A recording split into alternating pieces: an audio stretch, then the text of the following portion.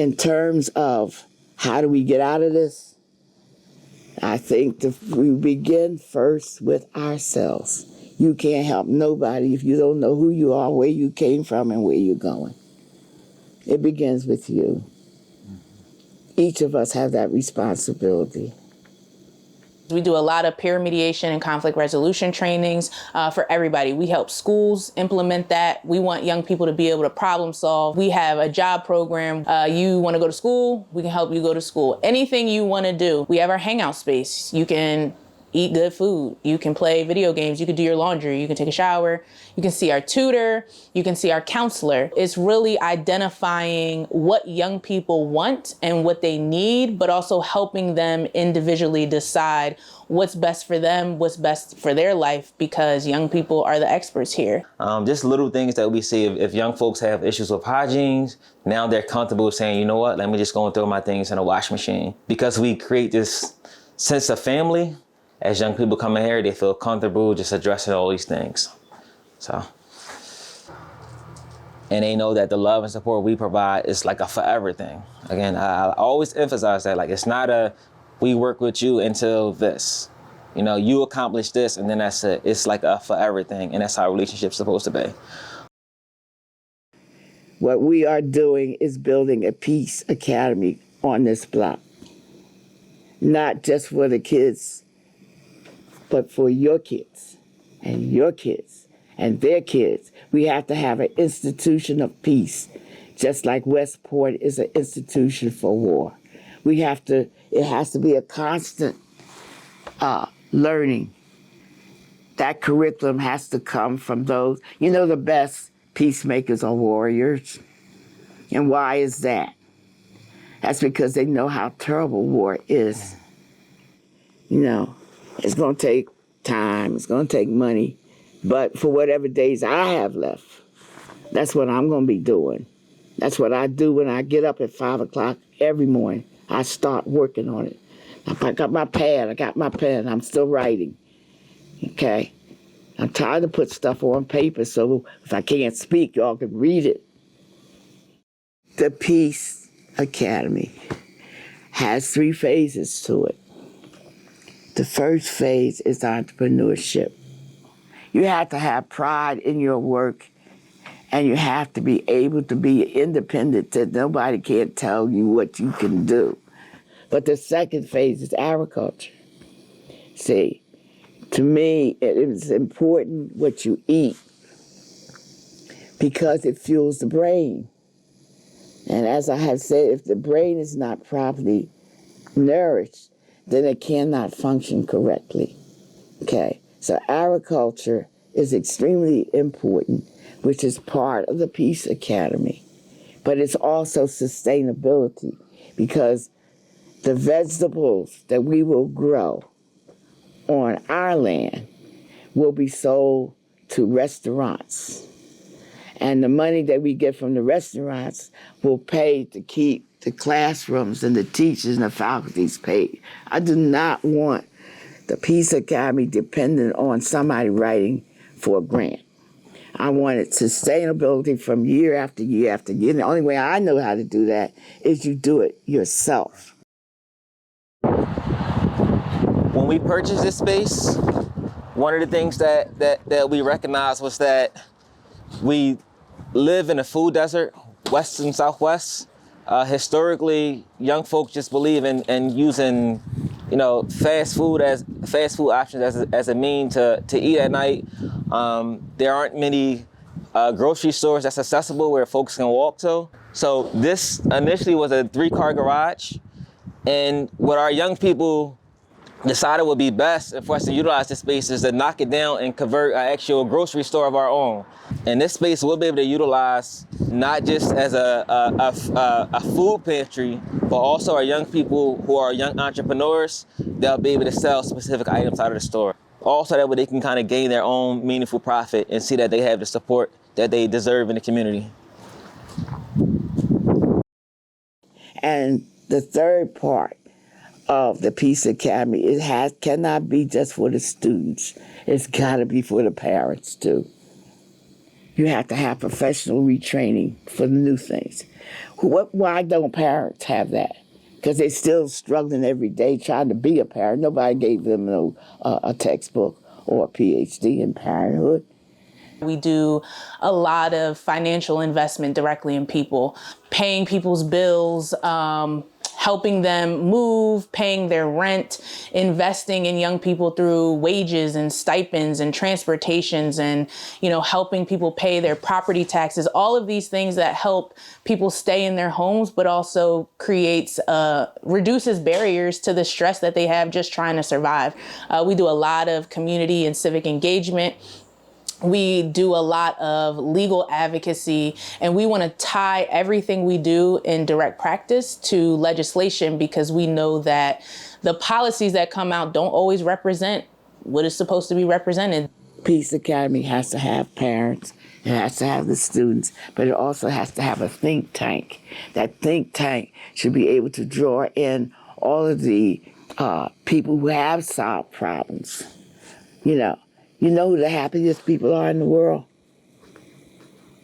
They're people from Finland. I want to know why. I want to know why they got something going nobody else got. So research, constantly staying up, being a global citizen, that's part of this academy. Where it's like I don't set myself up in situations for trouble. And plus, like, I learned mediation skills of how to calm certain people down or calm situations down. And plus, I took some anger management classes, so I really just stay out the way. This is one of the spaces I can honestly say that no matter where you're from, folks always come here and feel safe. They understand that even if it's folks that you don't get along with here, this is a space where we can kind of get some of those things resolved. And we've been very successful in making that happen.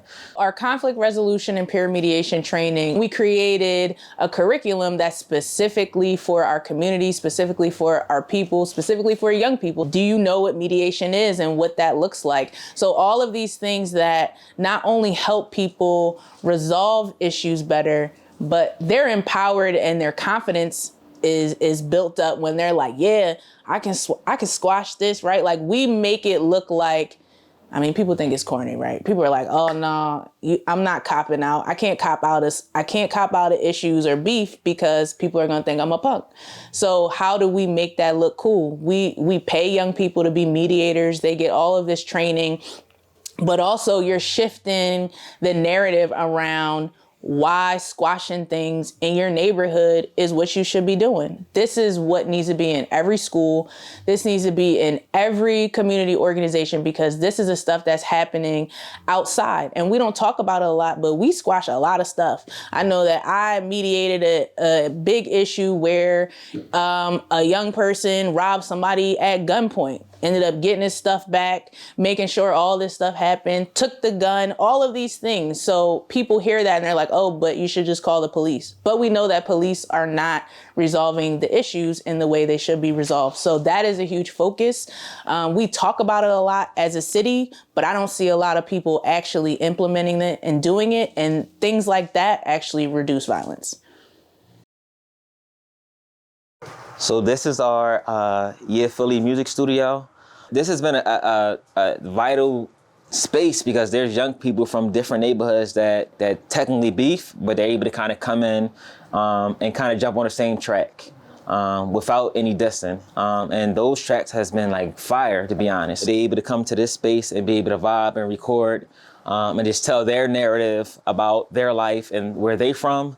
And that's something that we're going to definitely keep doing as we move along. So, somebody want to spit some bars real quick? I got y'all. Hold on. There we go. Yeah. Hold on.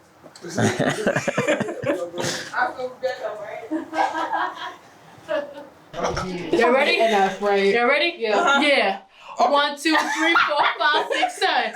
A, B, C, D, E, F, G, H, I, J. Oh, man. Elemental B. So look out for the Philly record label coming soon.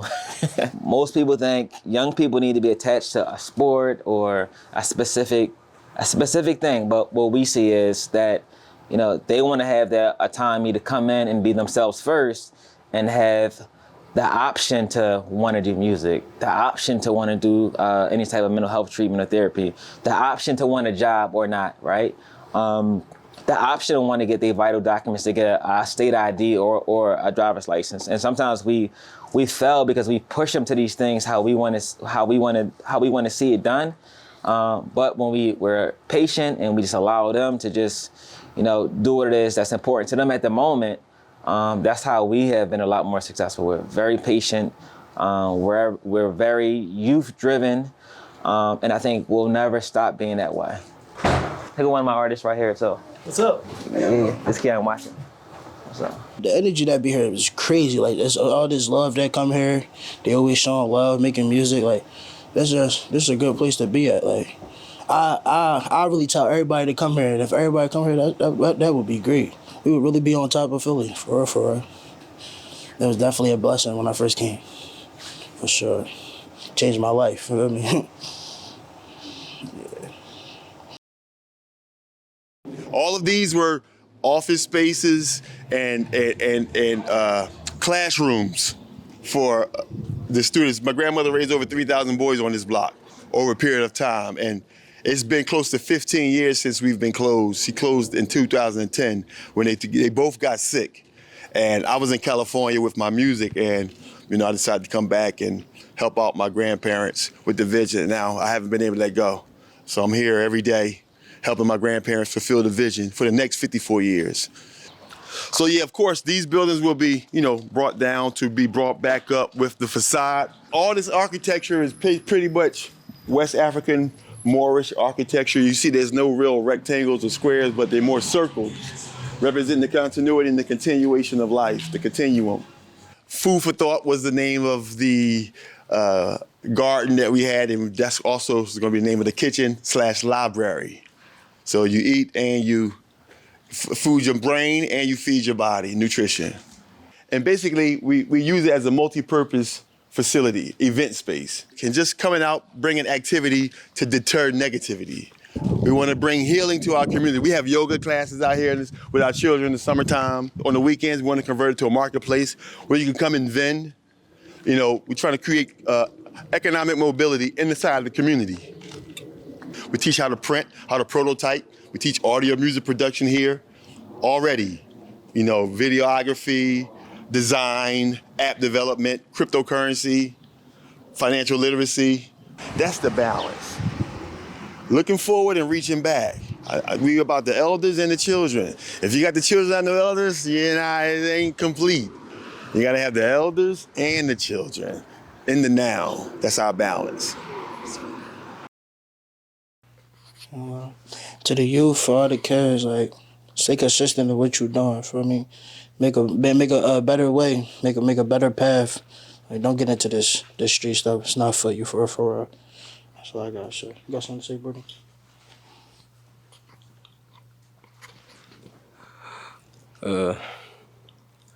To the youth, I would say, just pay attention to yourself and love yourself and follow what's in your heart and not what people try to make you to be, or just because it's cool, don't try to fit in. Just stick to you, because nobody else can be a better you than you. You know, most of the successful revolutions that have occurred have been youth-led. Okay, when they talk about like the civil rights movement, you're talking about SCLC, you're talking about, listen, you guys right here, y'all the solution. That's where my hope is, you know. And one of the causes of violence is the absence of hope, okay? But the fact that you're taking a Sunday instead of, what is it, watching those games, drills and this, y'all sitting here listening to me. Hey, that's the solution. Mm-hmm. You're the solution. You are the change. Or as Gibran said, you are the change you want to see. Okay? I'm glad that you decided to come talk to me, you know. But you're it, not me. Now, I just love y'all. But when y'all get through, I'm gonna get some more coffee, and then I'm gonna watch a murder mystery. Get your lighters.